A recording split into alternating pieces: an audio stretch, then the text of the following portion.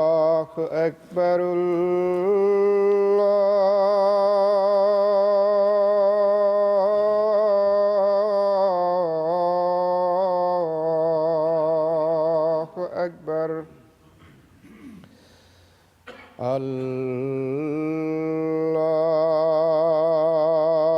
الله أكبر.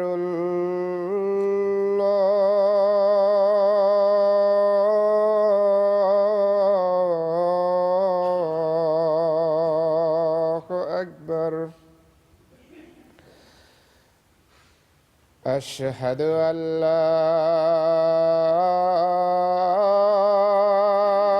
إله إلا الله.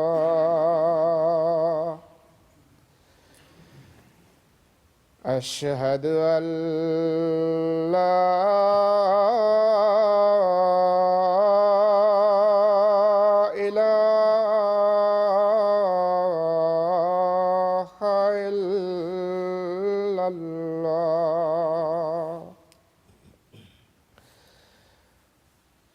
أشهد أن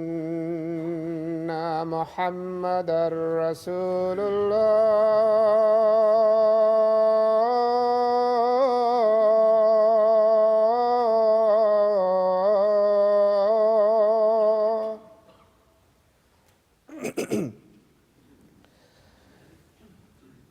أشهد أن محمدًا رسول الله.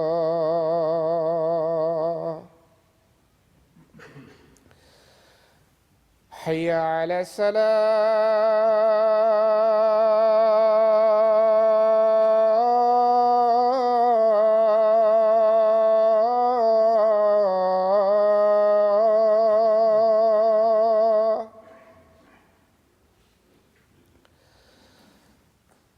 حي على الصلاة.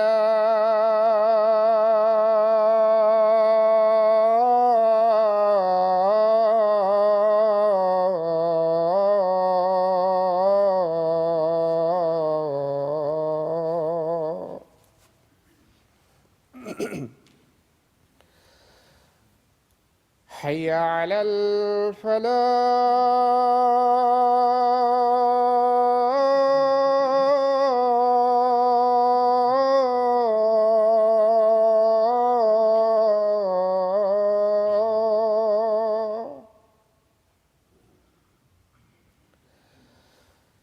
حي على الفلاح.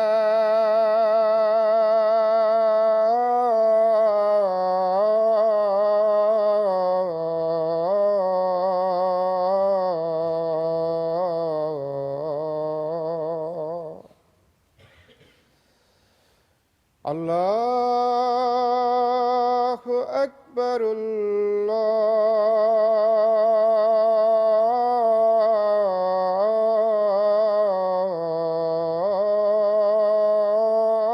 الله أكبر. لا إله إلا الله.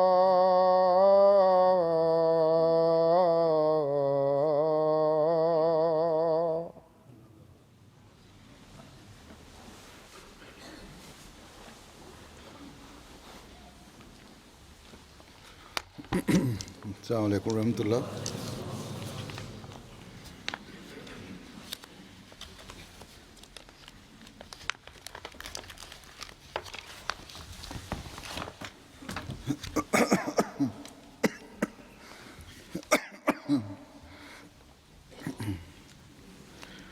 أشهد أن لا إله إلا الله وحده لا شريك شريك له وأشهد أن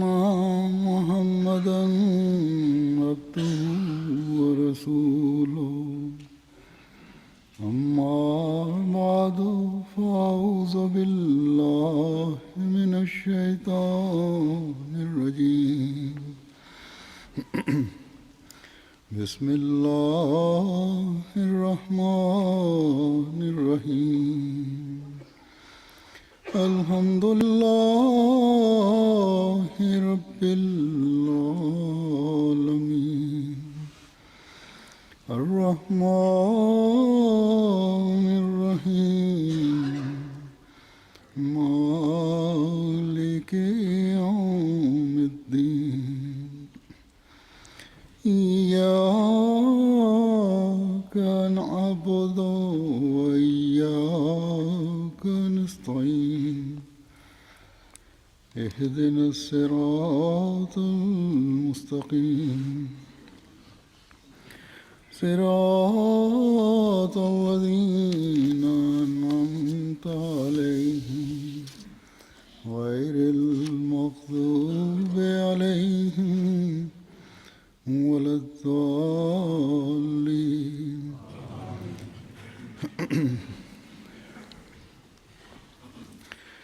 آج کل پریس اور دوسرا الیکٹرانک میڈیا جو ہے انٹرنیٹ وغیرہ، اس پر مسلم اور غیر مسلم دنیا میں ایک موضوع بڑی شدت سے موضوع بحث بنا ہوا ہے، اور یہ ہے ناموس رسالت کی پاسداری یا توہین رسالت کا قانون۔ ایک سچے مسلمان کے لیے جو حضرت آدم علیہ السلام سے لے کر حضرت صلی اللہ علیہ وسلم پر ایمان لاتا ہے، اس کے لیے سخت بے چینی کا باعث ہے کہ کسی بھی رسول کی، کسی بھی اللہ تعالیٰ کے بھیجے ہوئے کی اہانت کی جائے اور اس کی ناموس پر کوئی حملہ کیا جائے۔ اور جب حضرت خاتم الانبیاء حضرت محمد مصطفیٰ صلی اللہ علیہ وسلم کی ذات کا سوال ہو، جنہیں خدا تعالیٰ نے افضل الرسل فرمایا ہے، تو ایک حقیقی مسلمان بے چین ہو جاتا ہے۔ وہ اپنی گردن تو کٹوا سکتا ہے، اپنے بچوں کو اپنے سامنے قتل ہوتا تو دیکھ سکتا ہے، اپنے مال کو لوٹتے تو دیکھ سکتا ہے، لیکن اپنے آقا و مولا کی توہین تو ایک طرف، کوئی ایسا ہلکا سا لفظ بھی جس سے نہیں سن سکتا، جس میں سے ہلکا بھی شائبہ بھی ہو کسی قسم کی بے ادبی کا۔ بہرحال جیسا کہ میں نے کہا، مسلم دنیا میں خاص طور پر پاکستان میں بعض حالات کی وجہ سے یہ موضوع بڑا نازک موڑ اختیار کر گیا، اور اس وجہ سے دنیا کی نظریں آج کل پاکستان پر گڑی ہوئی ہیں، علاوہ اور بہت ساری وجوہات کے۔ یہ ایک بہت بڑی وجہ ہے، اور مغربی ممالک کے بعض سربراہان بھی اور پوپ بھی اس حوالے سے پاکستان کی حکومت سے مطالبات کر رہے ہیں۔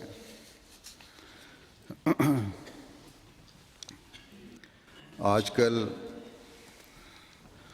پریس میں یہ مغربی ممالک یا ترقی یافتہ کہلانے والے مسلمانوں کو اور اسلام کو ایک بھیانک، شدت پسند، عدم برداشت سے پرگروہ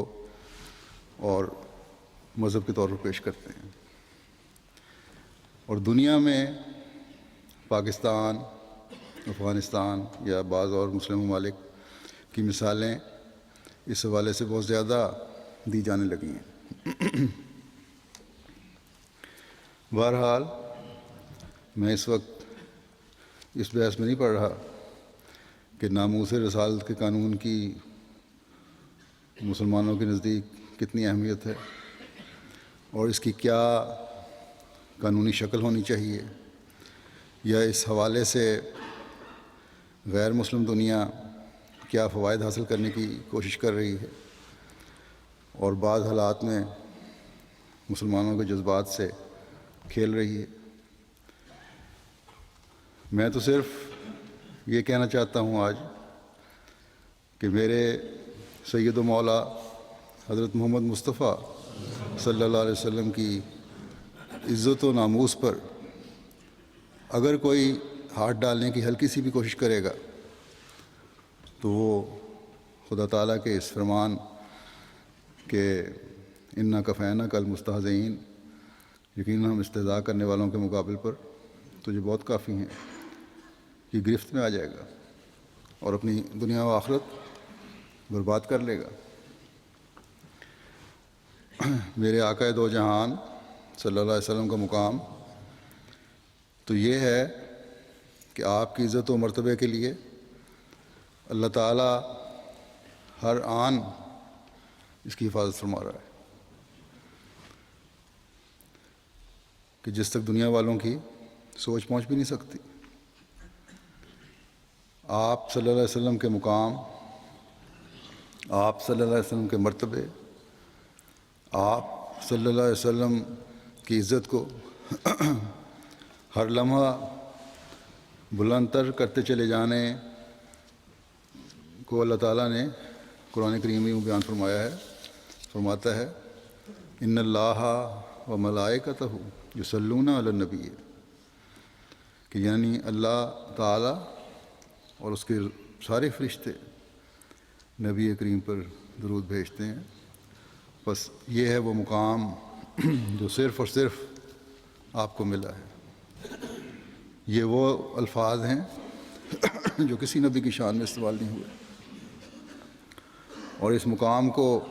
اس زمانے میں سب سے زیادہ حضرت صلی اللہ علیہ وسلم کے عاشق صادق کے نے سمجھا ہے اور ہمیں بتایا ہے۔ آپ علیہ السلام ایک جگہ فرماتے ہیں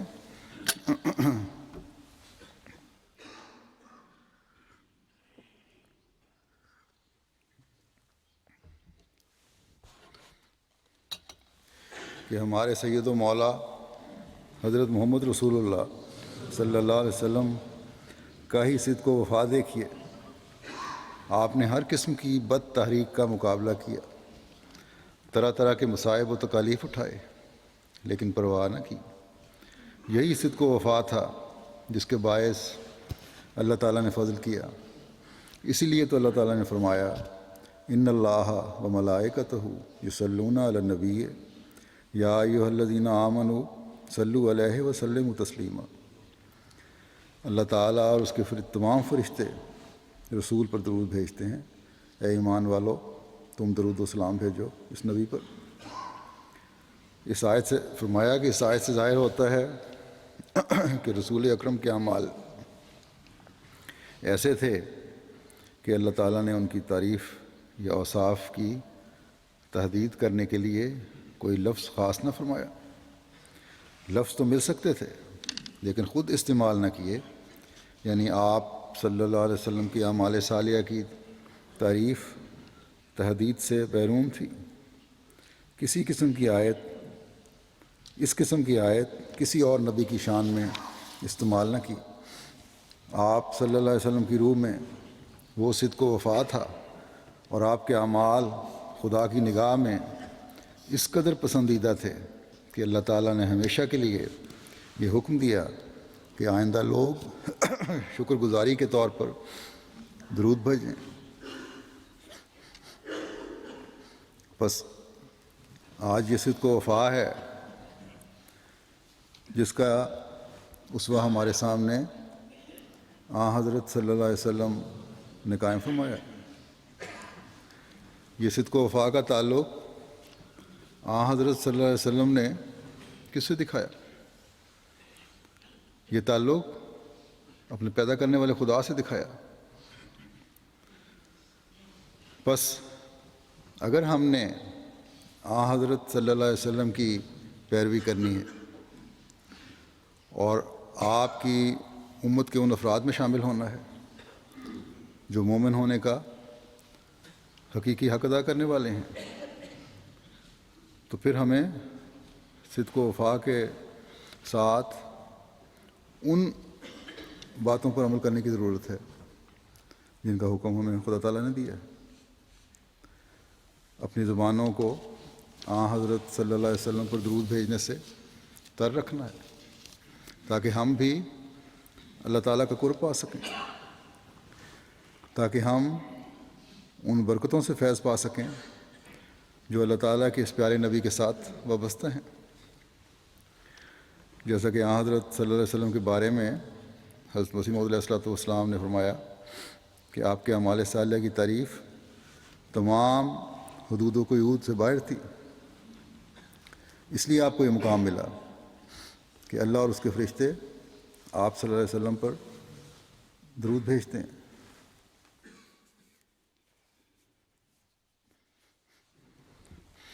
اور اس لیے مومنوں کو بھی حکم ہے کہ درود بھیجیں، اور درود بھیجتے ہوئے ان احسانات کو سامنے رکھیں جو حضرت صلی اللہ علیہ وسلم نے ہم پر کیے۔ ہمیں ایک ایسے دین سے آگاہ کیا جو خدا تعالیٰ سے ملانے والا ہے، ہمارے سامنے وہ اخلاق رکھے جو خدا تعالیٰ کو پسند ہیں۔ جہاں آپ صلی اللہ علیہ وسلم نے خدا تعالیٰ کی غیرت اور توحید کے قیام کے لیے نمونے قائم کیے، تو عبد کامل بن کر عبادتوں کے حق بھی ادا کیے۔ اللہ تعالیٰ کی خشیت کا اعلیٰ نمونہ ہمارے سامنے قائم فرمایا، تو اللہ تعالیٰ کی حمد و شکر کا بے مثال اسوہ بھی ہمارے سامنے پیش فرمایا۔ قرآن کریم میں خدا تعالیٰ نے مومنوں کو ہر حالت میں سچائی پر چلنے، امانت و دیانت کا حق ادا کرنے، اپنے عہدوں کو پورا کرنے، رحمی رشتوں کا پاس کرنے، مخلوق خدا کی ہمدردی اور ان سے محبت اور شفقت کا سلوک کرنے، صبر اور حوصلہ دکھانے، عفو کا سلوک کرنے، عاجزی اور انکساری دکھانے، اور ہر حالت میں خدا تعالیٰ پر توکل کرنے کا حکم دیا ہے، اور اس کے علاوہ بہت سارے احکامات ہیں۔ تو اس کی اعلیٰ ترین مثال آپ صلی اللہ علیہ وسلم نے ہمارے سامنے قائم فرمائی۔ بس مومن کا یہ فرض ہے کہ جب اپنے سید و مولا صلی اللہ علیہ وسلم پر درود بھیجے تو ان نمونوں کو قائم کرنے کی کوشش کرے، تب اس صدق و وفا کا اظہار ہوگا جو ایک مومن اپنے آقا حضرت محمد مصطفیٰ صلی اللہ علیہ وسلم سے کرتا ہے، اور پھر آپ کے واسطے سے خدا تعالیٰ سے اس صدق و وفا کا تعلق ہے۔ اور جب یہ ہوگا تو پھر ہی حضرت صلی اللہ علیہ وسلم پر بھیجا جانے والا درود وہ درود کہلائے گا جو شکر گزاری کے طور پر ہوگا۔ یہ ہے ایک مومن کا حضرت صلی اللہ علیہ وسلم سے عشق و وفا کا تعلق، یہ ہے حضرت صلی اللہ علیہ وسلم کی ناموس رسالت کہ غیر کا منہ بند کرنے کے لیے ہم اسوہ رسول صلی اللہ علیہ وسلم پر عمل کرنے کی کوشش کریں، نہ کہ اپنے ذاتی مفاد حاصل کرنے کے لیے انصاف کی دھجیاں بڑھائیں اور غیر کو اپنے اوپر انگلی اٹھانے کا موقع دیں، اور صرف اپنے اوپر ہی نہیں بلکہ اپنے عملوں کی وجہ سے اپنے پیارے آقا سید المعصومین کے متعلق دشمن کو بیہودہ گوئی یا کسی بھی قسم کے ادب سے گرے ہوئے الفاظ کہنے کا موقع دیں۔ اگر مخالفین اسلام کو ہماری کسی کمزوری کی وجہ سے آپ صلی اللہ علیہ وسلم کے بارے میں کچھ بھی کہنے کا موقع ملتا ہے تو ہم بھی گناہ گار ہوں گے، ہماری بھی جواب طلبی ہوگی کہ تمہارے فلاں عمل نے دشمن کو یہ کہنے کی ضرورت دی؟ کیا تم نے صرف یہی سمجھا تھا کہ صرف تمہارے کھوکھلے نعروں اور بے عملی کے نعروں سے رسول اللہ صلی اللہ علیہ وسلم کے پیار کا اظہار ہو جائے گا، یا پیار کا اظہار کرنے والے تم بن سکتے ہو؟ اللہ تعالیٰ کو یہ پسند نہیں، اللہ تعالیٰ تو عمل چاہتا ہے۔ بس مسلمانوں کے لیے یہ بہت بڑا خوف کا مقام ہے۔ باقی جہاں تک دشمن کے بغضوں، کینوں اور اس وجہ سے میرے پیارے آقا صلی اللہ علیہ وسلم کے متعلق کسی بھی قسم کی دریدہ دہنی کا تعلق ہے، استہزاء کا تعلق ہے، اس کا جیسے میں نے بتایا اللہ تعالیٰ نے یہ کہہ کر اظہار فرما دیا ہے کہ ان لوگوں کے لیے میں کافی ہوں۔ حضرت صلی اللہ علیہ وسلم کے مقام کے بارے میں ہمیں حضرت مسیح موعود علیہ السلام نے وہ روشنی دکھائی ہے کہ جس کے لیے ایک احمدی حضرت مسیح موعود علیہ السلام کا بھی شکر گزار ہے اور ہونا چاہیے۔ اگر آپ ہمیں صحیح راستہ نہ دکھاتے تو ہمارا بھی حضرت صلی اللہ علیہ وسلم سے تعلق کا اظہار صرف ظاہری قانونوں اور جلسے جلوسوں تک ہی ہوتا۔ اس درود میں جب ہم آل محمد کہتے ہیں تو حضرت صلی اللہ علیہ وسلم کے پیارے مہدی کا تصور بھی ابھرنا چاہیے، جس نے اس زمانے میں ہماری رہنمائی فرمائی۔ اب میں حضرت مسیح موعود علیہ السلام کی بعض تحریرات پیش کرتا ہوں جس سے ظاہر ہوگا کہ حضرت صلی اللہ علیہ وسلم کے اعلیٰ ترین مقام کو جس طرح حضرت مسیح موعود علیہ السلام نے سمجھا ہے اور دیکھا ہے وہ کیا ہے۔ یقیناً یہ آپ ہی کا حصہ ہے جو اس سے ہمیں آگاہی فرمائی۔ آپ ایک جگہ فرماتے ہیں کہ وہ اعلیٰ درجہ کا نور جو انسان کو دیا گیا، یعنی انسان کامل کو، وہ ملائک میں نہیں تھا، نجوم میں نہیں تھا، قمر میں نہیں تھا، آفتاب میں بھی نہیں تھا، وہ زمین کے سمندروں اور دریاؤں میں بھی نہیں تھا، وہ لال اور یاقوت اور زمرد اور الماس اور موتی میں بھی نہیں تھا۔ غرض وہ کسی چیز ارضی اور سماوی میں نہیں تھا، صرف انسان میں تھا، یعنی انسان کامل میں، جس کا اتم اور اکمل اور اعلیٰ اور عرفہ فرد ہمارے سید و مولا سید الانبیاء سید الاحیاء محمد مصطفیٰ صلی اللہ علیہ وسلم ہے۔ سو وہ نور اس انسان کو دیا گیا اور حسب مراتب اس کے تمام ہم رنگوں کو بھی، یعنی ان لوگوں کو بھی جو کسی قدر وہی رنگ رکھتے ہیں، اس پہ چلنے کی کوشش کرتے ہیں۔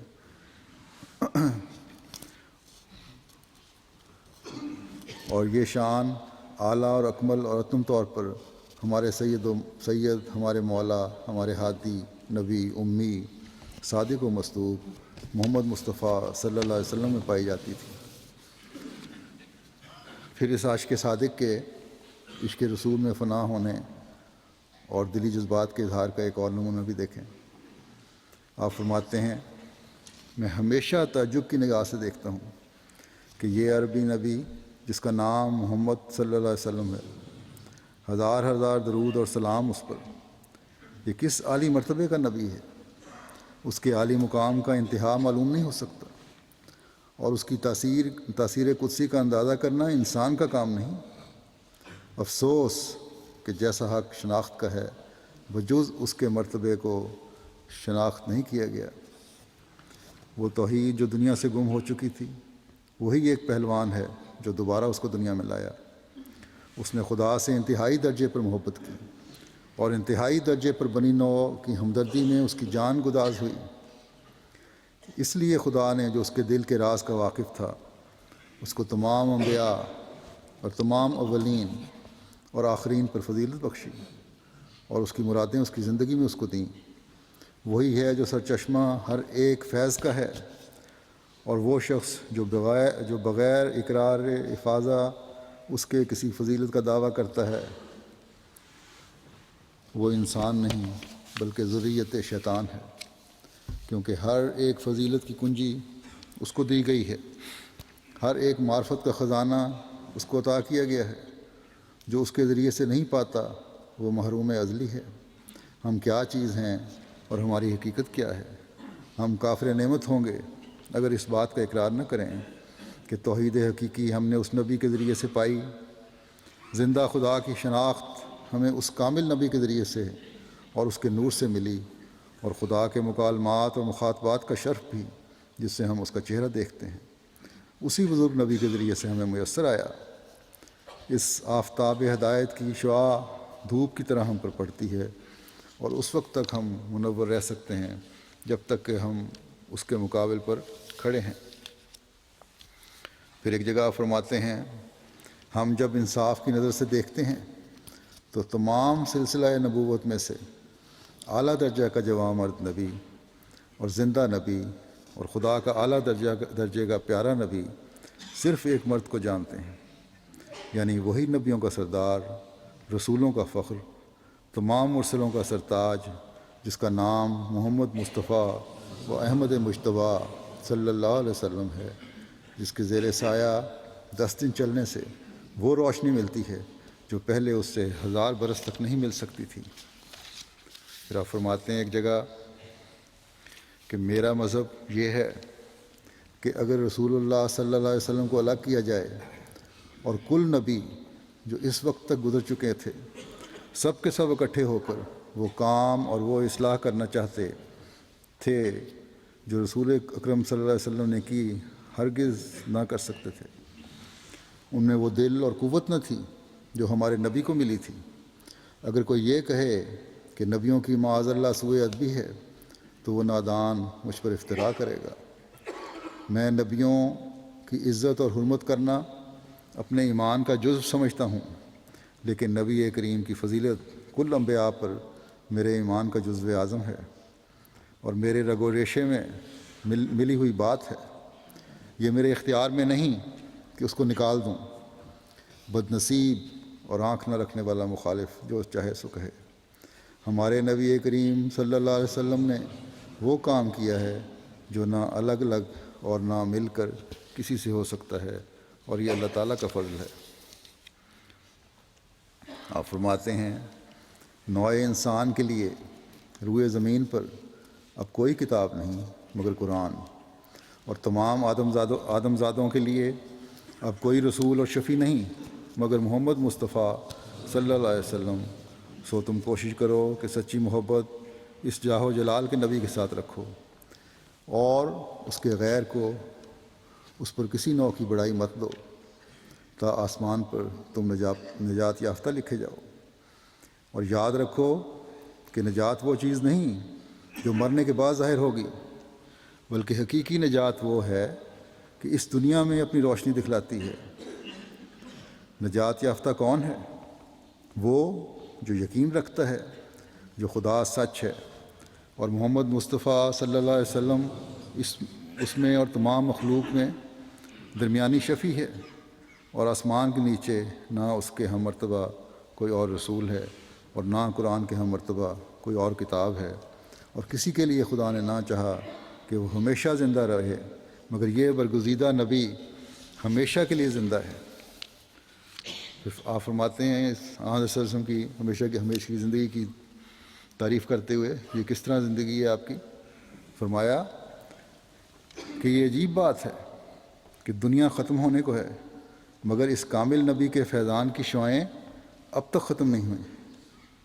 اگر خدا کا کلام قرآن شریف مانے نہ ہوتا، یعنی اس کی وجہ سے وہ روکنا ہوتی، تو فقط یہی نبی تھا جس کی نسبت ہم کہہ سکتے تھے کہ وہ اب تک ما جسم عنصری زندہ آسمان پر موجود ہے، کیونکہ ہم اس کی زندگی کے صریح آثار پاتے ہیں۔ اس کا دین زندہ ہے، اس کی پیروی کرنے والا زندہ ہو جاتا ہے، اور اس کے ذریعے سے خدا مل جاتا ہے، اس کے ذریعے سے زندہ خدا مل جاتا ہے۔ ہم نے دیکھ لیا ہے کہ خدا اس سے اور اس کے دین سے اور اس کے محب سے محبت کرتا ہے، اور یاد رہے کہ در حقیقت وہ زندہ ہے اور آسمان پر سب سے اس کا مقام برتر ہے، لیکن یہ جسم عنصری جو فانی ہے یہ نہیں ہے، بلکہ ایک اور نورانی جسم کے ساتھ جو لازوال ہے اپنے خدائے مقتدر کے پاس آسمان پر ہے۔ اور اگر کوئی انصاف کی نظر سے دیکھے تو یہ کہے بغیر نہیں رہ سکتا کہ جس طرح حضرت مسیح موعود علیہ السلام نے حضرت صلی اللہ علیہ وسلم کے مقام کو پہچانا ہے، کوئی بھی نہیں پہچان سکتا۔ اور آپ ہی وہ مرد مجاہد تھے جنہوں نے حضرت صلی اللہ علیہ وسلم کی ذات پر حملے کی صورت میں سب سے پہلے مؤثر آواز بلند کی۔ 1897 میں جب پادریوں کی طرف سے مشن پریس گجرانوالہ میں اسلام کے رد میں ایک کتاب شائع ہوئی اور اس میں حضرت صلی اللہ علیہ وسلم کی ذات کے بارے میں انتہائی دریدہ دہنی کی گئی اور مسلمانوں کو اشتعال دلانے کی کوشش کی گئی، اور پھر مسلمانوں کا دل دکھانے کے لیے 1000 کاپی اس کتاب کی علماء اور مسلمان لیڈروں کو مفت تقسیم کی گئی، اور ایک کاپی اس کی حضرت مسیح موعود علیہ السلام کو بھی بھیجی گئی۔ اس پر حضرت مسیح موعود علیہ السلام نے ایک اشتہار دیا اور حکومت کو توجہ دلائی کہ گو قانون بے شک یہ کہہ دے کہ تمہیں بھی اجازت ہے، اور یہ توہین اور حد تک کے زمرے میں نہیں آتا یہ کتاب لکھنا، تم لوگ بھی لکھ سکتے ہو۔ لیکن فرمایا کہ مسلمان تمام انبیاء پر ایمان لاتے ہیں، اس لیے حضرت عیسیٰ علیہ السلام یا کسی اور نبی کے بارے میں اس طرح کی لغویات نہیں لکھ سکتے، بےہودہ گوئی نہیں کر سکتے۔ آپ نے حکومت کو مشورہ دیا کہ گورنمنٹ ایسا قانون بنائے کہ جس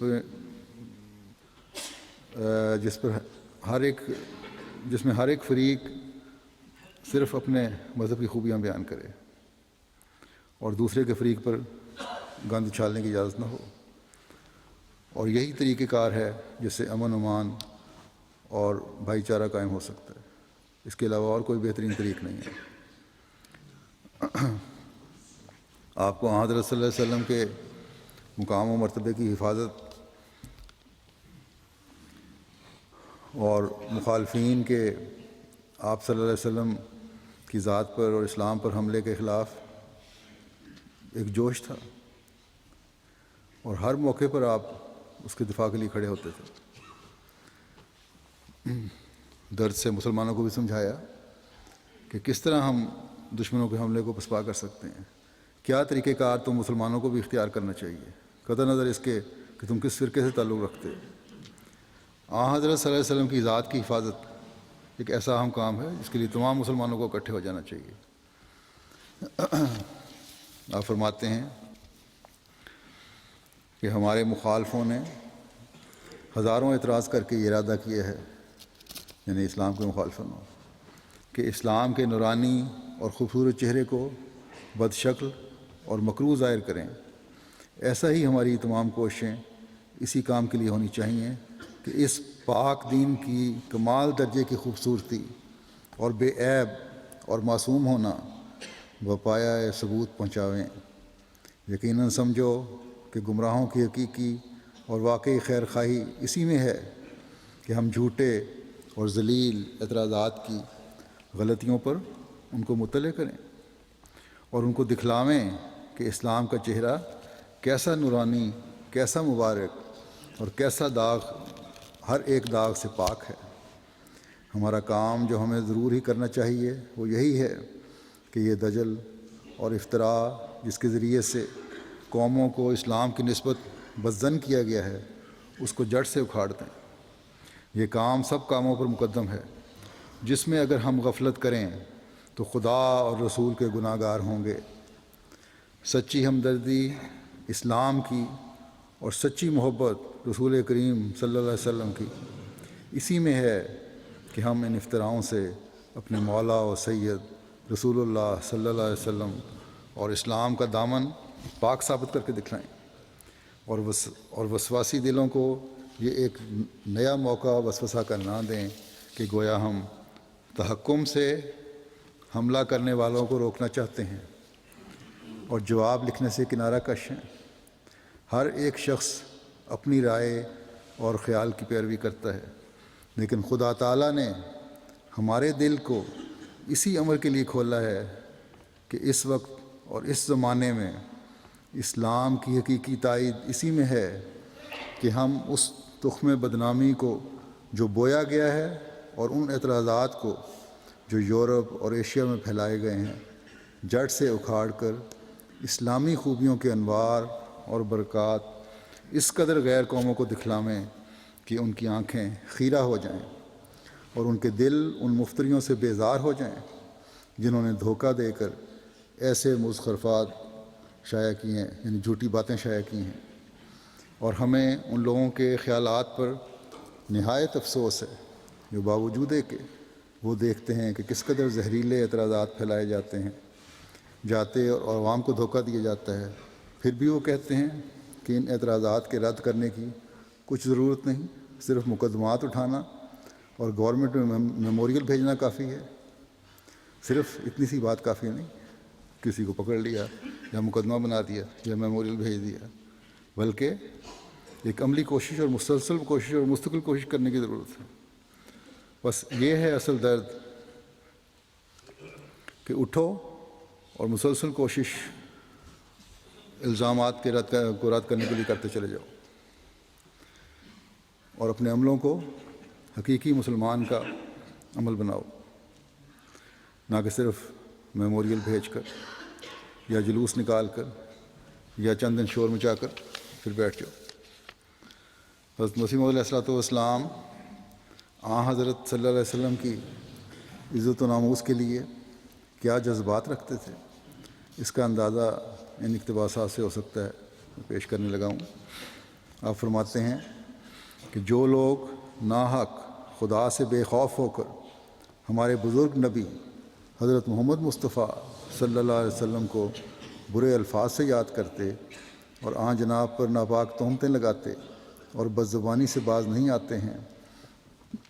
ان سے ہم کیوں کر صلح کریں؟ میں سچ سچ کہتا ہوں کہ ہم شورا زمین کے سانپوں اور بیابانوں کے بھیڑیوں سے صلح کر سکتے ہیں، لیکن ان لوگوں سے ہم صلح نہیں کر سکتے جو ہمارے پیارے نبی پر، جو ہمیں اپنی جان اور ماں باپ سے بھی پیارا ہے، ناپاک حملے کرتے ہیں۔ خدا ہمیں اسلام پر موت دے،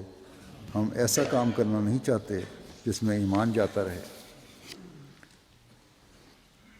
پھر مخالفین کے الزامات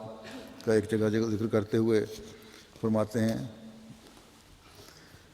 پھر اپنے الفاظ میں اس غیرت کا اظہار کرتے ہوئے فرمایا کہ میرے دل کو کسی چیز نے کبھی اتنا دکھ نہیں پہنچایا جتنا کہ ان لوگوں کے اس ہنسی ٹھٹھا نے پہنچایا ہے جو وہ ہمارے رسول پاک صلی اللہ علیہ وسلم کی شان میں کرتے رہتے ہیں۔ ان کے دل آزار تان و تشنیع نے جو وہ حضرت خیر البشر کی ذات والا صفات کے خلاف کرتے ہیں، میرے دل کو سخت زخمی کر رکھا ہے۔ خدا کی قسم، اگر میری ساری اولاد اور اولاد کی اولاد اور میرے سارے دوست اور میرے سارے معاون و مددگار میری آنکھوں کے سامنے قتل کر دیے جائیں اور خود میرے اپنے ہاتھ اور پاؤں کاٹ دیے جائیں اور میری آنکھ کی پتلی نکال پھینکی جائے اور میں اپنے تمام مرادوں سے محروم کر دیا جاؤں اور اپنی تمام خوشیوں اور تمام آسائشوں کو کھو بیٹھوں، تو ان ساری باتوں کے مقابل پر میرے لیے یہ صدمہ زیادہ بھاری ہے کہ رسول اکرم صلی اللہ علیہ وسلم پر ایسے ناپاک حملے کیے جائیں۔ بس اے میرے آسمانی آقا، تو ہم پر اپنی رحمت اور نصرت کی نظر فرما اور ہمیں اس ابتلا سے نجات بخش۔ آج بھی بعض اسلام مخالف عیسائی پادری جو ہیں اسلام پر گدے الزامات لگانے سے باز نہیں آتے۔ گزشتہ دنوں جس پادری نے قرآن کریم جلانے کا اعلان کیا تھا امریکہ کے، آج بھی وہ یہی خیالات رکھتا ہے، خیالات اس کے ختم نہیں ہو گئے۔ یہاں انگلستان میں اس کا آنے کا پروگرام تھا، گزشتہ دنوں اس کا اعلان بھی ہوا تھا۔ کسی گروپ نے اس کو بلوایا تھا یا پارلیمنٹ نے شاید. تو بہرحال کل کی خبر تھی کہ برطانیہ کی حکومت نے اس پر پابندی لگا دی ہے کہ ہمارے ہاں مختلف مذاہب کے لوگ ہیں اور ہم کسی قسم کا فساد ملک میں نہیں چاہتے اور یہ ہم برداشت بھی نہیں ہم کر سکتے، اس لیے تمہیں یہاں آنے کی اجازت نہیں ہے. تو یہ بڑا مستحسن قدم ہے حکومت برطانیہ کا. خدا تعالیٰ آئندہ بھی ان کو انصاف کے تقاضے پورے کرنے کی توفیق عطا فرمائے اور باقی دنیا کی حکومتیں بھی اس سے سبق سیکھیں تاکہ دنیا میں فتنہ و فساد ختم ہو.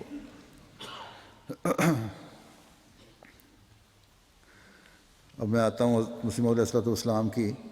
کہ عملی غیرت کا اپنے کس طرح اظہار فرمایا مختلف موقعوں پر.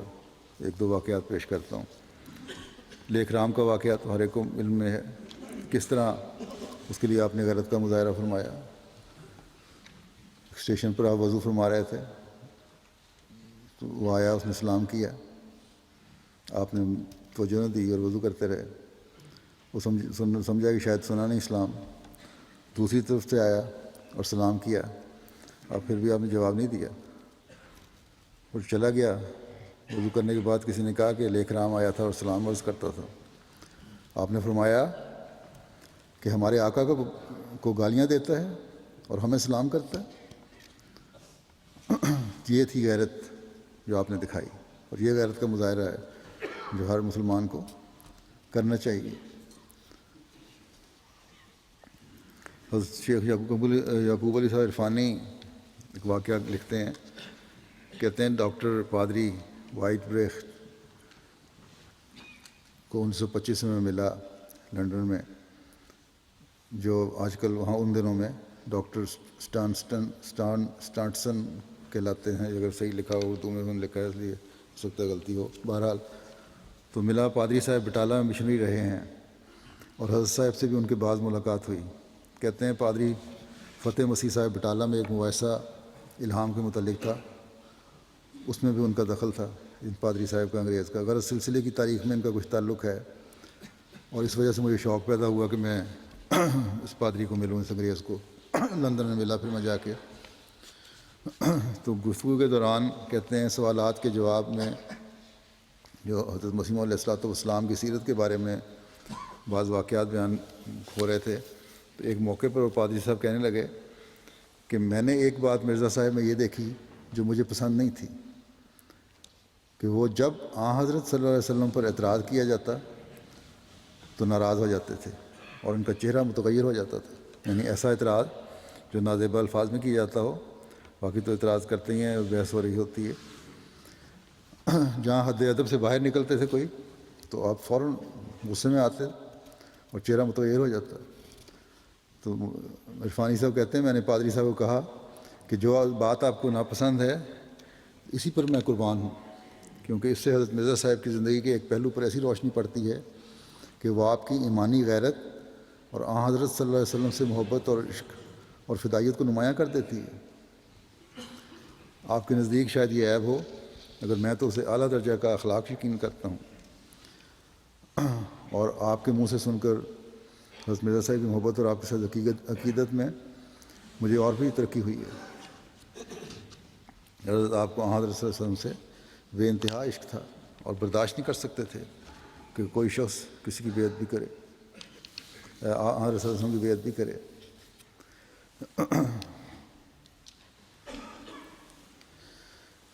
تو یہ ہے غیرت رسول.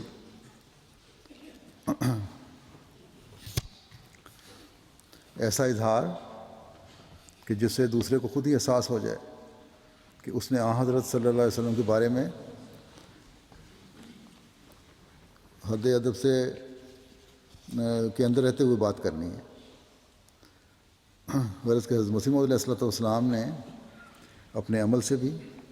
اور اپنی تحریر و تقریر سے بھی دنیا پر یہ ثابت کر دیا کہ حقیقی عشق رسول اور غیرت رسول کیا ہے، اور پھر اپنی جماعت میں بھی یہی روح پھونکی. لیکن یہ غیرت رسول دکھاؤ، لیکن قانون کے دائرے میں رہتے ہوئے. ہر کارروائی کرو لیکن قانون کے دائرے میں رہتے ہوئے. چنانچہ اسی تعلیم کا نتیجہ ہے کہ جب آن حضرت صلی اللہ علیہ وسلم کے بارے میں ایک دل آزار کتاب ایک آریہ نے لکھی، اور پھر ورتمان جو رسالہ تھا اس نے ایک مضمون بھی ایک شائع کیا بعد میں، تو اس خلیفۃ مسیح ثانی رضی اللہ تعالیٰ عنہ نے اس کے رد کے لیے ہر قسم کی کوشش کی، لیکن ساتھ ہی یہ بھی نصیحت فرمائی کہ مسلمان کو چاہیے کہ رسول کریم صلی اللہ علیہ وسلم کی عزت کو بچانے کے لیے غیرت دکھائیں، مگر ساتھ ہی یہ بھی دکھا دیں کہ ہر ایک مسلمان اپنے نفس کو قابو میں رکھتا ہے اور اس سے مغلوب نہیں ہوتا۔ جب مسلمان یہ دکھا دیں گے تو دنیا ان کے مقابلے سے خود بخود بھاگ جائے گی۔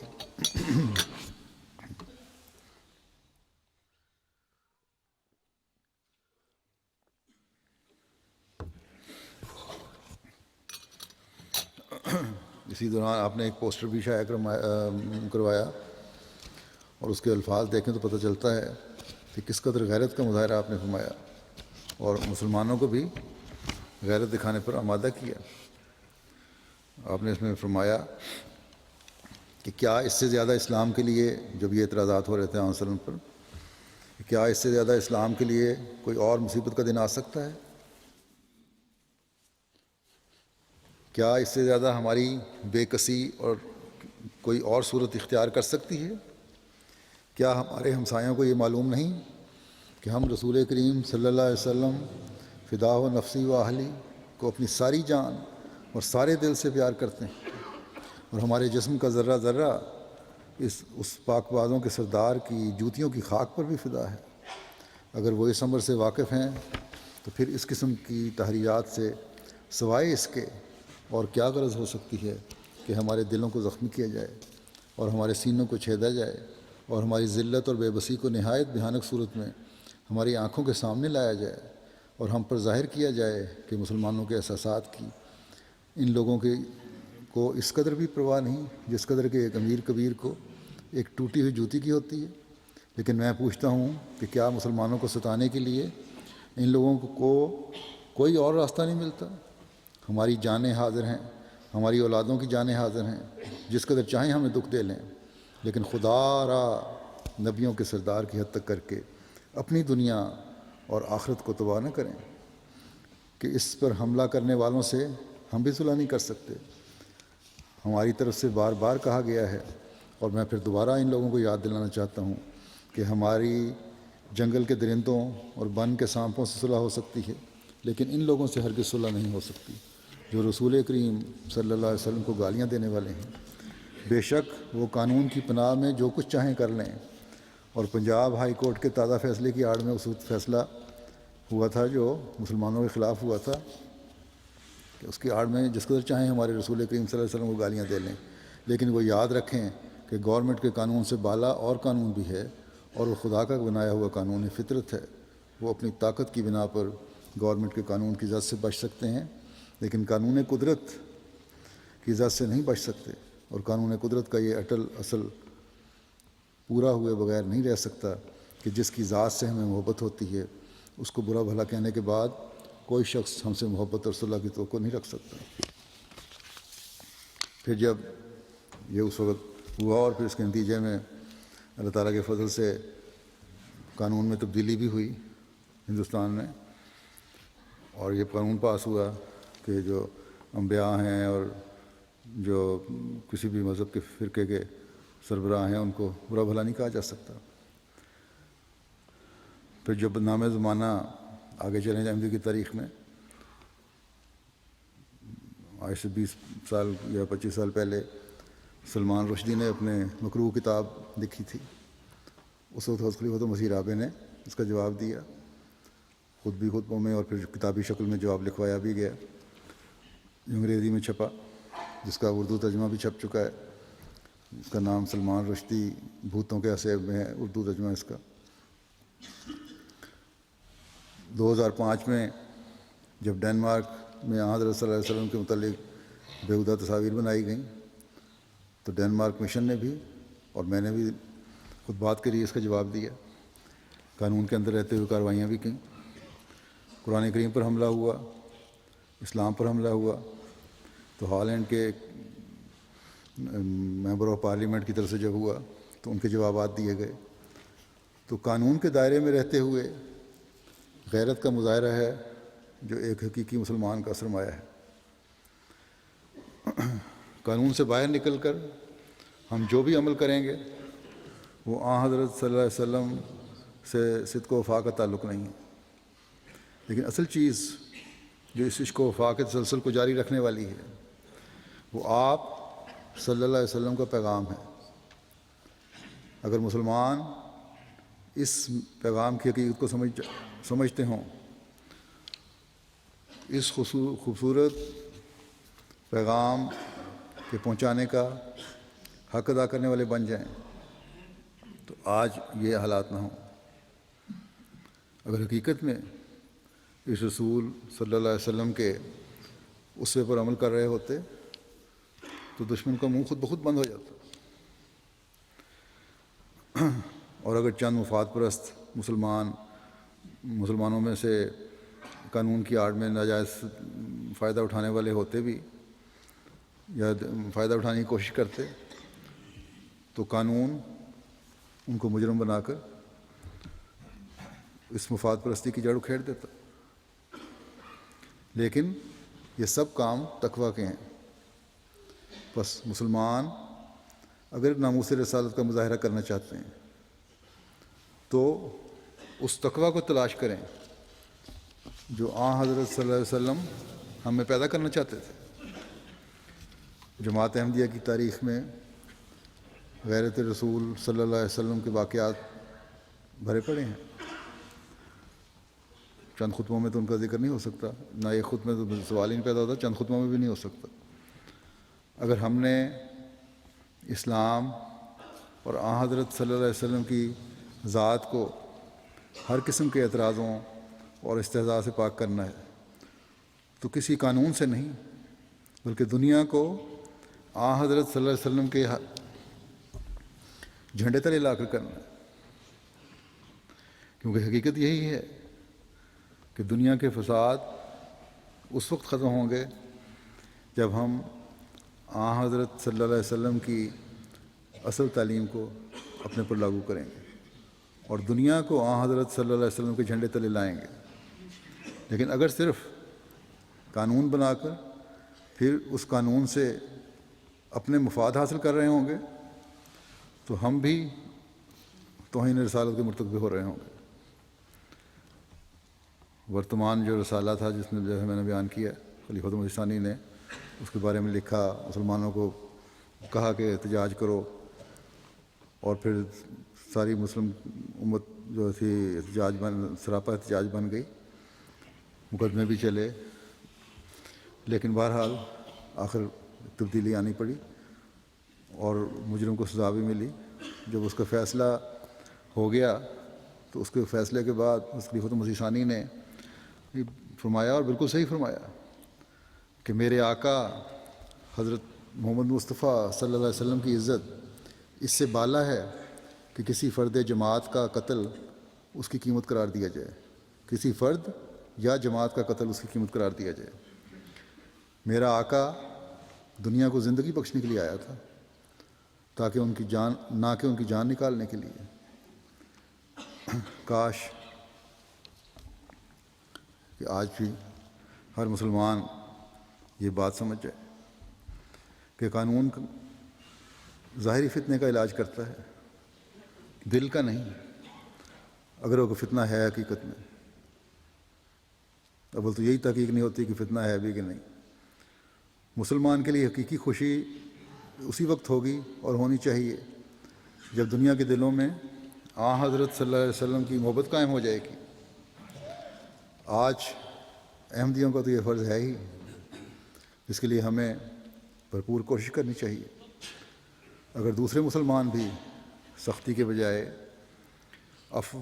اور پیار کا مظاہرہ کریں، وہ نمونہ دکھائیں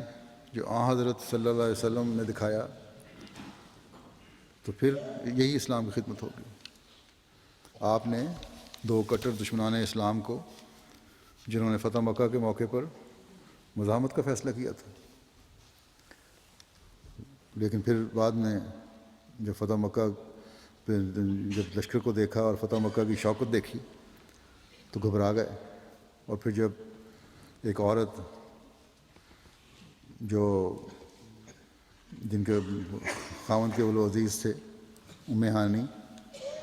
ان کے گھر پناہ لینے کے لیے آئے تو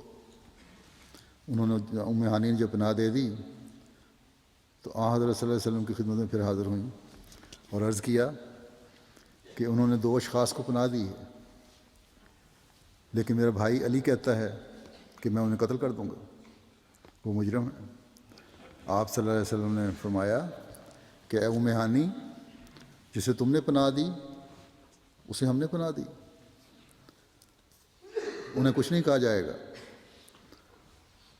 تو اس پناہ کے بعد انہی دشمنوں کو یہ فکر تھی کہ حضرت صلی اللہ علیہ وسلم نے اس طرح شفقت اور رافت اور پیار کا سلوک کیا ہے کہ ہم کس طرح منہ دکھائیں گے ان کا. لیکن جب ایک موقع پر حارث بن ہشام مسجد کے قریب حضرت صلی اللہ علیہ وسلم سے اتفاقاً ملے، ملاقات ہوئی، تو اس رحمۃ اللہ عالمین نے نہایت شفقت سے ملاقات فرمائی. اور پھر یہ حارث جنگ یرموک میں اسلام کے دفاع میں جانثاری دکھاتے ہوئے شہید ہو گئے. بس ایک عورت کے پناہ دیے ہوئے کا بھی یہ احترام فرمایا حضرت صلی اللہ علیہ وسلم نے، اور وہ اس کے نتیجے میں اسلام کے آغوش میں آ گیا. آج بھی ہمیں اسی اسوے کی ضرورت ہے اور اسلام کا حقیقی پیغام دنیا میں پہنچانے کی ضرورت ہے، نہ کہ ظاہری قانون بنا کر پھر ان کو غلط طریقے سے ان پر عمل کرنے سے. اللہ تعالیٰ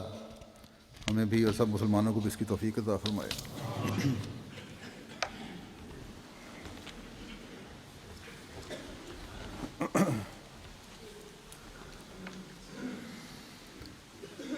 الحمد للہ نحمده ونستعینه ونستغفره ونؤمن به ونتوکل علیہ ونعوذ باللہ من شرور انفسنا ومن سیئات اعمالنا من يهده الله فلا مضل له ومن يضلل فلا هادي له ونشهد أن لا إله إلا الله ونشهد أن محمدا عبده ورسوله. عباد الله رحمكم الله إن الله يأمر بالعدل والإحسان وإيتاء ذي القربى وينهى عن الفحشاء والمنكر والبغي يعظكم لعلكم تذكرون. اذكروا الله يذكركم وادعوه يستجب لكم ولذكر الله